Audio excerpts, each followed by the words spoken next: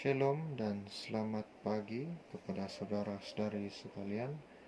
Hari ini saya mau berkongsi satu hal, satu perkara yang Tuhan sampaikan kepada saya, yang Tuhan perdengarkan kepada saya selama bulan-bulan yang lepas. Sebelumnya saya tulis dalam satu kertas di sini tentang berkat-berkat Allah yang Tuhan Allah curahkan ke atas negeri Sabah pada setiap bulan. Saya tulis, saudara, mulai dari Januari sampai bulan ini, bulan 12, itu Desember. Saya akan sebentar lagi, saudara-saudari, saya akan menyatakan apa saja itu berkat Allah yang Allah curahkan ke atas negeri Sabah pada setiap bulan.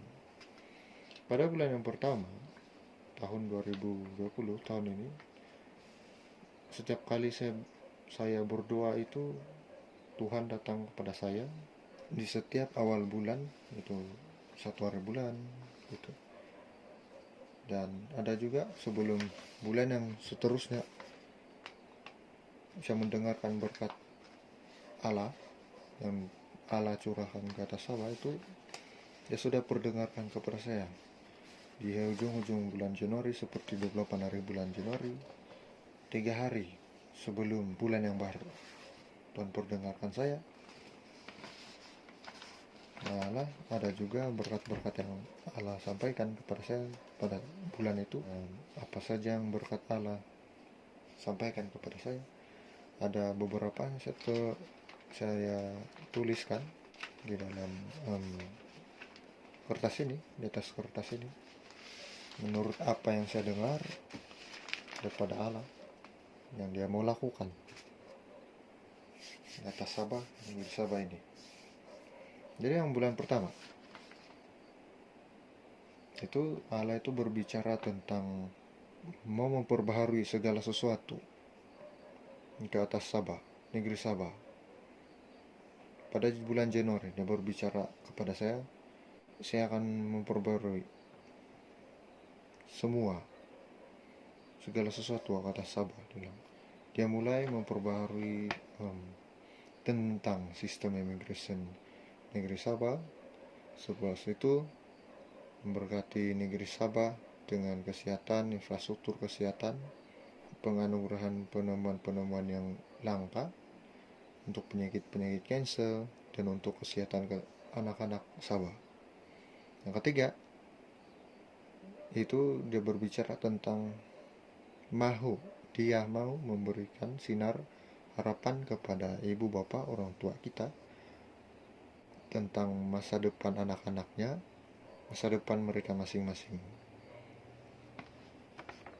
Dan bulan yang kedua pula, Allah itu masih juga berbicara tentang memperbarui sistem immigration negara Sabah dan memberkati impian ibu bapak, iman ibu bapak, harapan, impian mereka terhadap anak-anak mereka, supaya anak-anak mereka itu punya masa depan yang baik, cerah, punya pekerjaan. Kedua, mendapatkan pasangan hidup yang sepadan, sempurna dengan mereka. Itu sepadan. Tuhan itu memberkati setiap impian ibu bapak terhadap anak-anaknya, supaya mempunyai kehidupan yang baik, diberkati. Dan bulan yang ketiga pula saya tidak tertulis, hanya saya tertulis April. Saya kurang pasti apakah bulan Mac itu juga masih Tuhan Allah itu masih berbicara tentang memberi berkat kepada ibu bapak dan sistem immigration. Tapi dulu Tuhan suruh saya tulis, namun saya tidak tertulis pula. Namun ada kaitannya di bulan April, yaitu tentang permasalahan sosial di kalangan masyarakat kita, itu penagihan dada, seks bebas, masturbasi, keselamatan, pendidikan, kesehatan, politik, dan ekonomi. Di bulan April pula Tuhan pun menyatakan yang benda yang sama. Dia mengajak kita supaya menyatakan permasalahan kepada Bapa Surgawi, apa permasalahan di lingkungan kehidupan kita, masyarakat kita, apa yang kita hadapi. Mungkin dalam situasi kehidupan kita itu kiri kanan ada saudara-saudari ataupun orang-orang yang terjerumus dalam kancah penagihan dada, pencurian, banyak lagi yang menyebabkan berasa diri kita itu dalam keadaan bahaya, tidak ada keselamatan seperti itu. Dan Tuhan Allah itu pada bulan April itu mengatakan kepada saya, nyatakanlah permasalahanmu kepada aku, tuliskan, dia bilang, aku mendengarkan, nyatakan kepada aku, katanya. Jadi saya tulis begini panjang, saya tulis. Dan bulan Mei pula Tuhan itu memberkati dan melindungi anak-anaknya di dunia ini, serta memberkati kesehatan dan keselamatan kepada anak-anaknya di dunia ini. Di bulan Mei Allah itu berbuat demikian. Saya berdoa di bulan Mei, tepat 1 hari bulan 5, 1 hari bulan Mei 2020, Tuhan itu berbicara kepada saya. Ini saya tulis sampai di belakang, boleh lihat, sampai di belakang saya tulis. Nah, sesiapa saudara-saudari yang mendengarkan suara Allah tahun ini, apapun itu, tuliskan. Dan tahun ini, puji Tuhan, Allah itu sungguh bekerja luar biasa. Dia mencurahkan Roh Kudus-Nya, sungguh luar biasa. Itulah Tuhan Allah yang hidup, Yeshua HaMashiach, Bapa Surgawi kita, Bapa Yahweh. Dia membisikkan kepada saya ini semua, dan mendengarkan kepada saya, dan saya tulis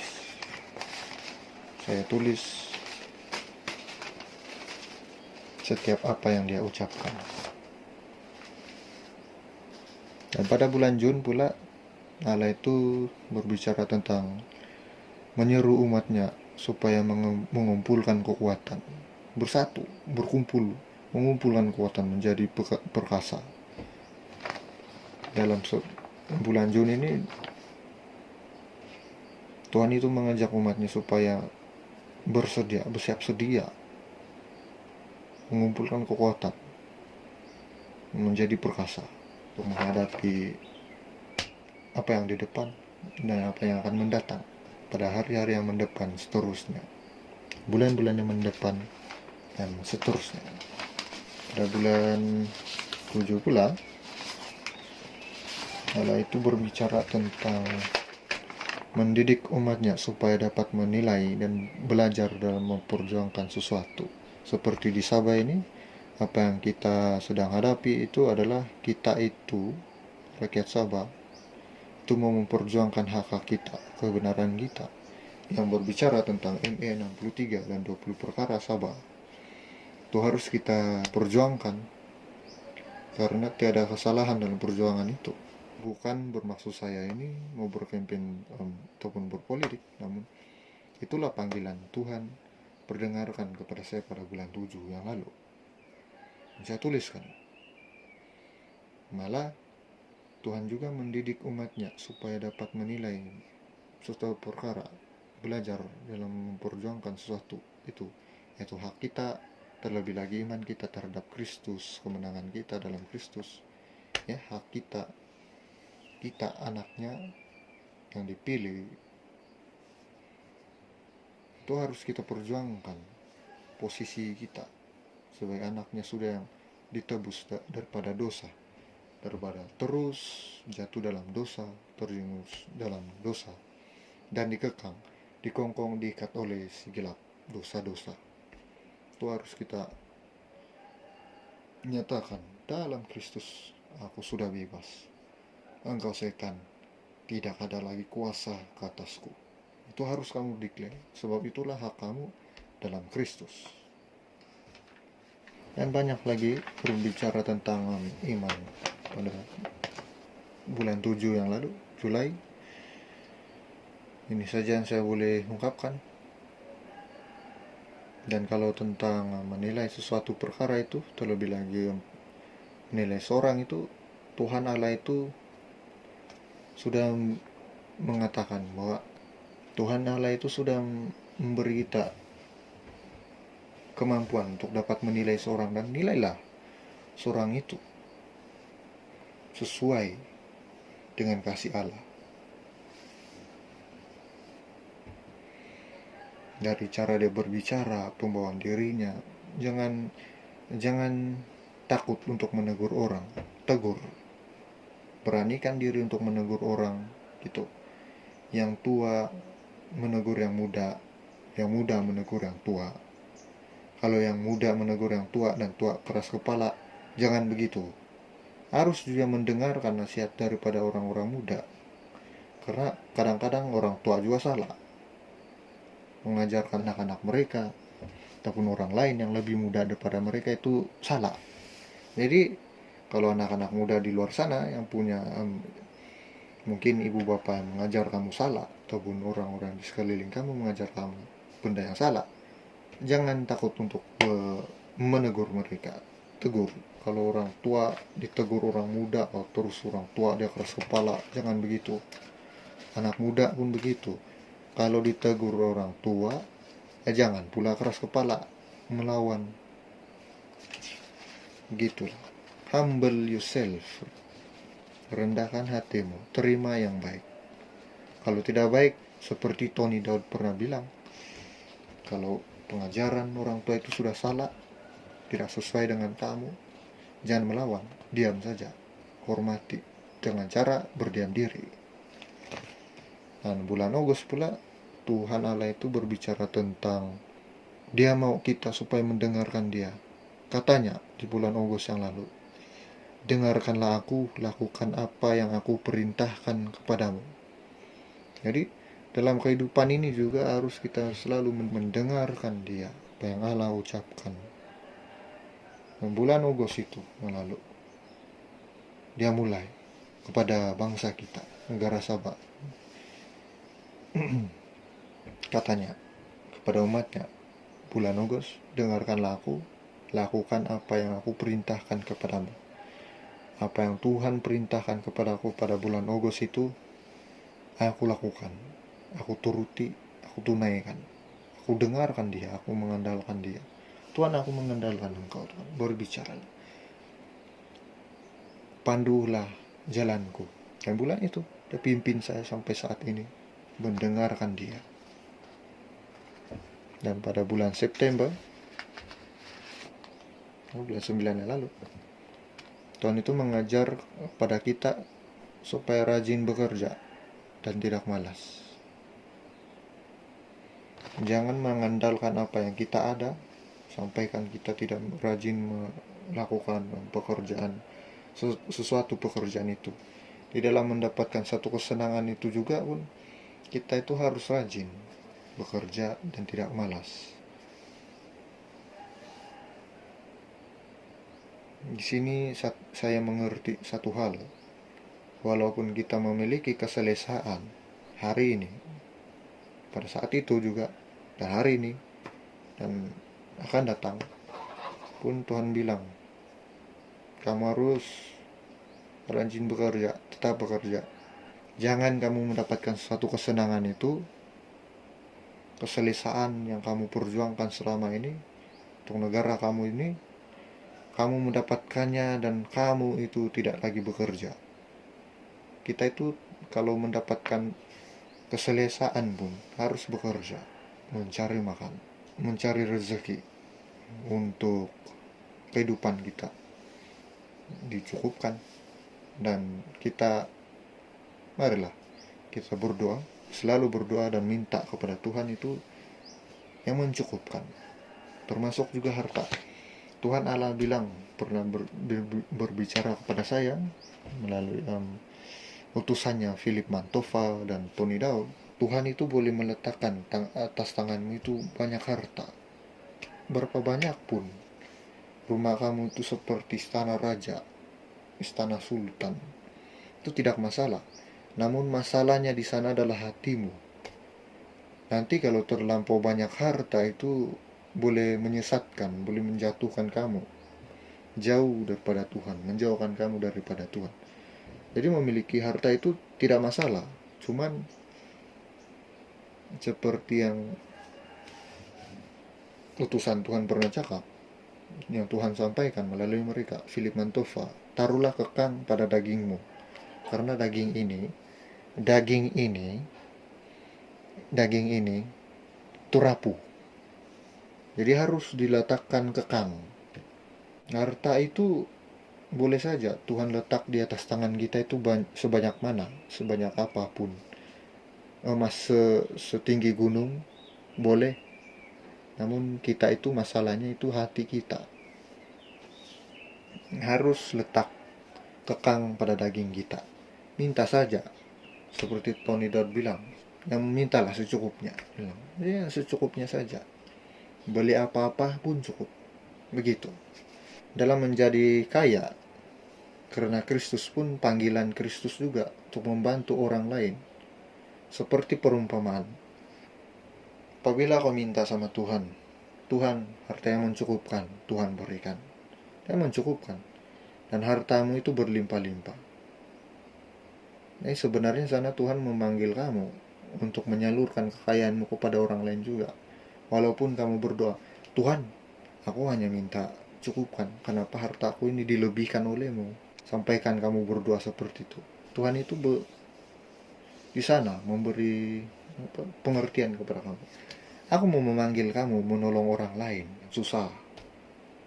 Jadi kalau dalam masyarakat kita itu banyak orang miskin, sana Tuhan memanggil kita membantu.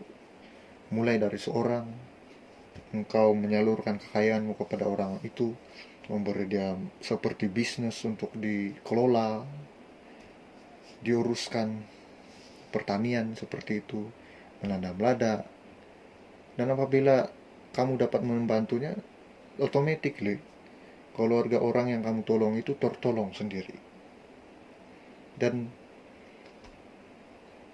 apabila 2 orang sudah begitu, bertambah, dapat menolong orang lain, keluarga yang lain pula. Apabila keluarga lain itu dapat ditolong, makin membesar sampai satu perkampungan. Nantinya satu perkampungan itu boleh membantu perkampungan yang lain dalam kesusahan gitu. Dan apabila dapat menolong kampung yang lain, satu daerah itu dapat menolong satu daerah yang lain. Apabila satu daerah dapat menolong satu daerah yang lain, negeri kita dapat ditolong.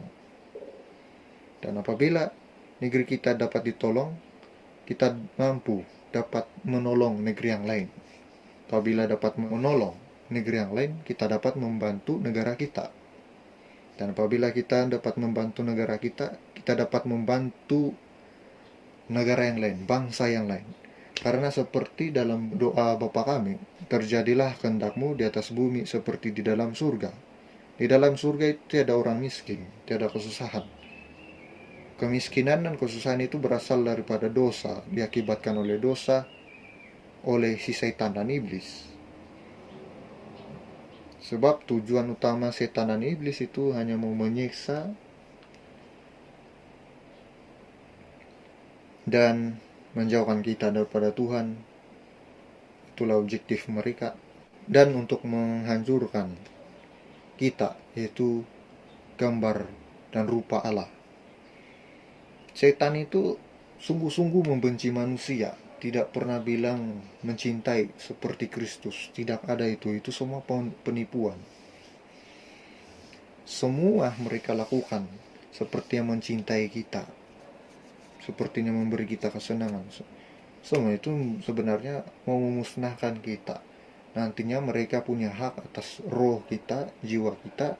Apabila kita mati, mereka lah yang akan membawa kita ke neraka, bukan Kristus. Itu tujuan mereka. Jadi Kalau dalam kekayaan, minta saja kepada Tuhan yang mencukupkan, tidak serakah. Walaupun sederhana rumahmu, mencukupkan, selalu punya keuangan yang mencukupkan. Apa saja mau dibeli, maupun dalam kesusahan itu kamu masih dapat membeli satu barangan keperluan hari-harian kamu, ya syukur. Itu syukur, mencukupkan. Ini juga Allah itu berbicara tentang bulan September. Dia berbicara pada 23 hari bulan yang lalu, dia menyatakan tentang pernyataan sikap Babylon. Pernyataan sikap Babylon. Nah, dulu berbicara kepada saya, dia bawa saya ke Kisah Daniel semasa si Raja Nebukadnezar menjadikan mereka tawanan. Sikap Babylon semasa itu, mereka itu tidak menyembah Allah, tunduk kepada firman Allah, namun menyembah Tuhan yang lain. Itulah sikap Babylon. Kalau kamu mau mengetahui sejarah tentang pemerintahan Nebukadnezar dalam buku Alkitab tuh, kamu pergi di bagian kitab Daniel ya. Di sana kamu akan tahu apa yang saya maksudkan tentang Tuhan menyatakan sikap Babylon, yang dimana tunduk kepada firman Allah namun menyembah Tuhan yang lain. Jadi kita lanjutkan. Ini pada 13 Oktober yang lalu saya tulis, Tuhan itu awal-awal bulan, 1 hari bulan Oktober, sudah berbicara kepada saya begini. Dia katakan pada saya pada bulan itu, yang dia minta kepada kita anak-anak Sabah, marilah kita naikkan lagu-lagu pujian kepada Tuhan kita di setiap bulan, di awal bulan, akhir bulan, awal hari, akhir hari. Awalilah, katanya, awalilah bulanmu, hari-harimu dengan lagu-lagu pujian. Akhirilah bulanmu, harimu dengan puji-pujian. Begitu juga dengan tahun-tahun. Awalilah tahun-tahunmu dengan menaikkan lagu-lagu pujian kepadaku, dan akhiri tahun-tahunmu dengan naikkan lagu-lagu pujian kepadaku, katanya. Itu tulis semua, saudara. Dan di bulan Oktober juga ada sesuatu juga dia berbicara kan, yaitu pada bulan Oktober juga, pada 7 hari bulan itu Tuhan sana juga mencurahkan Roh Kudus, roh pengertian, yang membuatkan saudara-saudari itu apabila dicurahkan roh pengertian itu, kamu dapat mengerti satu hal setapak lebih jauh daripada orang lain, tidak seperti biasa-biasa. 1 hari dulu saya minta roh pengertian dari Allah karena saya bodoh belajar tentang sejarah masa di bangku sekolah dulu. Masuk saja di tingkatan 4, apabila saya belajar tentang buku sejarah Malaysia dan sejarah-sejarah yang lain, saya itu sangat bodoh. Satu perkataan yang seperti ini pun, rangkapnya seperti ini dalam buku sejarah pun saya tidak paham. Saya sangat bodoh. Dan saya di sana minta sama Tuhan, saya ini bodoh. Satu perkara pun dalam sejarah ini, buku sejarah ini yang saya belajar, saya baca, saya tutup, mengingatnya kembali, tidak dapat Tuhan. Saya bodoh, sungguh bodoh Tuhan. Saya tidak tahu apa yang saya belajar ini. Curahkanlah Roh Kudus-Mu ke atasku supaya aku mengerti. Dan Allah itu mencurahkan Roh Kudus pengertiannya kepada aku, dan aku mengerti. Dan puji Tuhan, aku lulus mata pelajaran sejarah di sekolah dulu, sekolah menengah. Dari hal itulah, sini aku menyatakan kepada saudara-saudari bahwa Tuhan itu mencurahkan Roh Kudusnya itu bukan alang-alang, sampai membuatkan kau itu contohnya dia mencurahkan Roh Kudus pengertian kepada kita. sampaikan kita itu dibuatnya mengerti sesuatu hal jauh, setapak, lebih jauh daripada orang lain yang selama ini kita tidak dapat mengerti. Itu pun kita tidak pernah ke peringkat itu pengertian kita. Kita pun sendiri akan terkejut kepada Tuhan dan kagum dengan Tuhan. Tuhan, wow, begini pengertian yang kau berikan kepadaku, sungguh luar biasa. Saya tidak punya pernah pikiran pengertian seperti ini sebelum ini. Dan untuk informasi kamu, sesungguhnya bagaimanakah ciri-ciri orang yang mendapatkan baptisan Roh Kudus, anugerah Roh Kudus? Pertama-tama kita akan berbicara tentang baptisan Roh Kudus. Bagaimanakah mendapatkan baptisan Roh Kudus? 1. Kamu itu harus membuka hati kamu, mengakui isi hati kamu kepada Tuhan, mengakui dosa-dosa kamu kepada Tuhan, supaya kamu dapat mendapatkan baptisan Roh Kudus. Dan tanda-tanda awal seorang itu mendapatkan baptisan Roh Kudus, dia boleh berbahasa roh. Boleh berbahasa roh. Itu tanda-tanda awal. Kalau seorang itu memang benar-benar memiliki baptisan Roh Kudus, itu hatinya selalu dimarahkan oleh api kasihnya Tuhan, berapi-api. Kata Yeremia, api itu menyala-nyala dalam tulang-tulangku dan aku tidak dapat menahannya lagi. Itulah baptisan Roh Kudus, api Tuhan. Tidak ada siapa yang dapat memadamkan api Tuhan. Tidak ada siapa yang dapat mengekang apinya Tuhan. Itu terbakar terus di dalam kamu. Itu kamu harus memiliki baptisan Roh Kudus. Dan tanda-tanda seorang itu mendapatkan baptisan Roh Kudus, pertama, dia boleh berbahasa roh. Kemudian dia nanti menjadi seperti si Daniel, dapat menyatakan wahyu, melihat masa depan, apa yang di masa depan, mendengarkan suara Allah. Pada bulan November lalu Tuhan itu berbicara kepada saya. Tuhan berfirman, bersiap sedialah, katanya, bersiap sedia.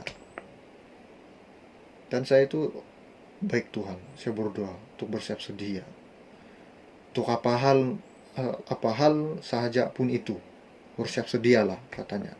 Dan aku mau bersiap sedia Tuhan pada bulan ini. Dan aku itu bersiap sedia sudah.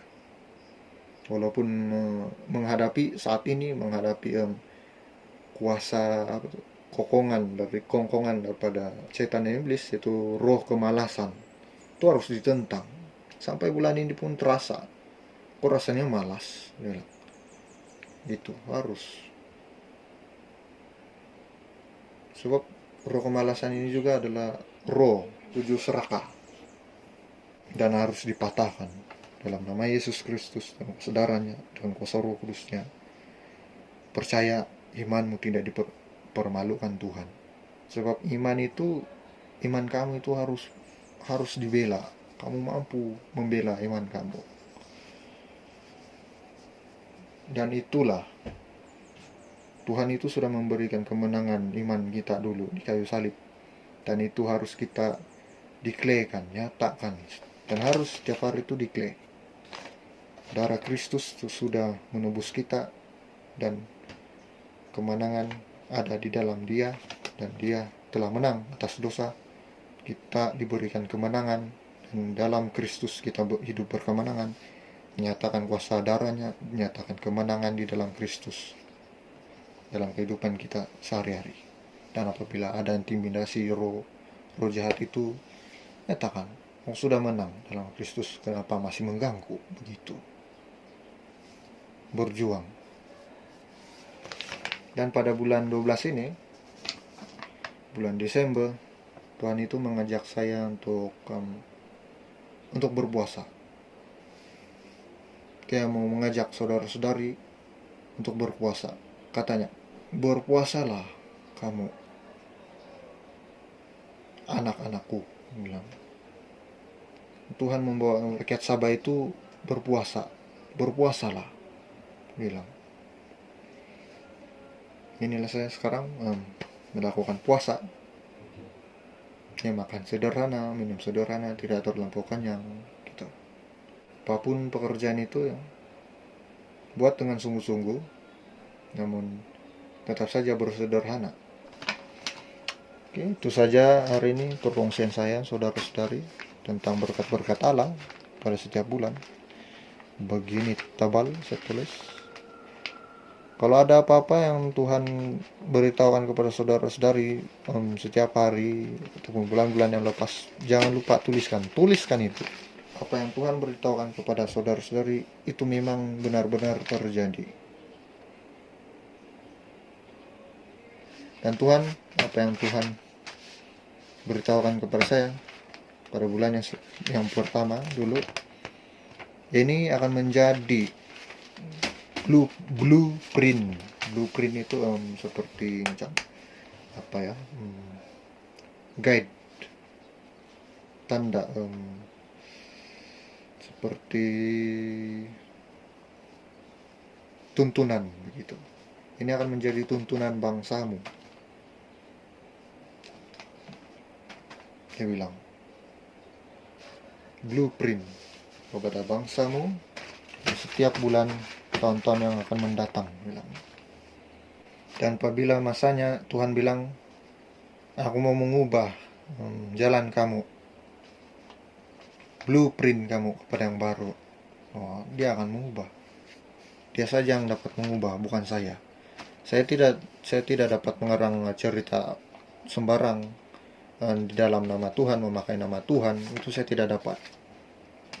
Apa yang saya dengar dari Tuhan itu, ini dia, saya tulis di atas kertas ini. Apapun itu saudara-saudari yang kamu dengar daripada Tuhan tahun ini, tuliskan kata di atas kertas dan simpan. Lipat begini saudara. Saya itu melipat begini. Saya lipat saudara. Saya lipat begini. Lipat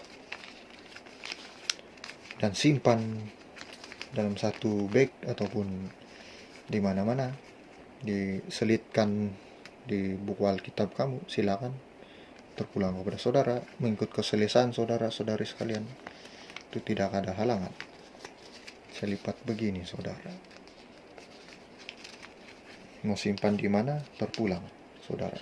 Kamu selitkan di dalam buku Alkitab boleh, di satu bag, satu tempat boleh saudara-saudari. Saya itu menyimpan di satu bag. Ini saudara-saudari, saya simpan dalam satu bag yang seperti ini. Saya simpan di sini. Simpan di sini saudara. Simpan sini. Ada juga saya simpan di sini.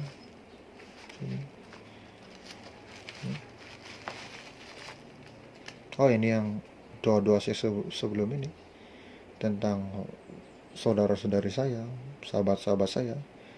Saya berdoa untuk mereka diberikan masa depan yang cerah, terjamin, selamat selalu, diberikan pasangan hidup yang sepadan, terlindungi daripada ancaman si gelap yang menghancurkan keluarga itu.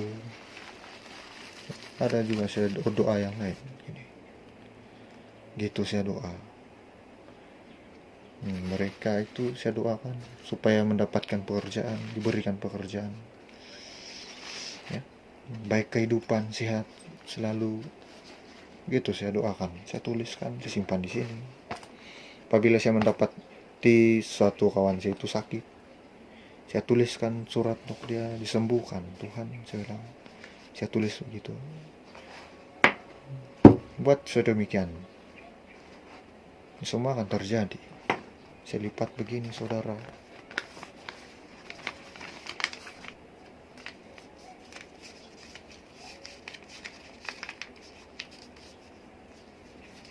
Saya lipat begini.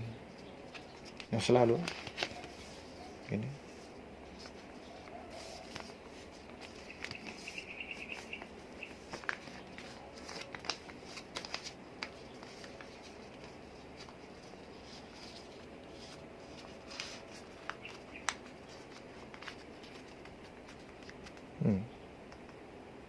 begini saya tulis bulan Oktober gitu.